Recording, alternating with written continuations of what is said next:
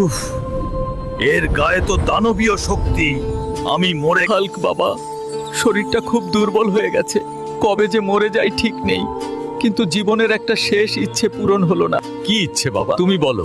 খুব শখ ছিল একবার বিমানে চড়ব, মেঘের ওপর দিয়ে উড়ব।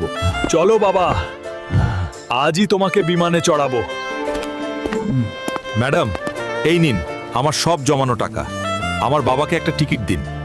এই কয়টা টাকায় প্লেনের চাকাও দেখার যোগ্যতা নেই তোদের। ছি, কি নোংরা পোশাক! এখান থেকে বের হ, ফকিন্নির দল!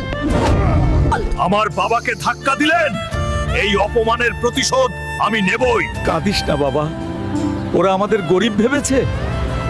এই নে। এটা কি বাবা? এটা দাদুর আমলের নকশা। এয়ারপোর্টের পেছনের সমুদ্রে একটা ভাঙা জাহাজে 500 কোটি টাকার হীরা আছে। যা বাবা, ওটা নিয়ে আয়, ওদের দেখিয়ে দে আমরা কে। ওই তো হীরা, কিন্তু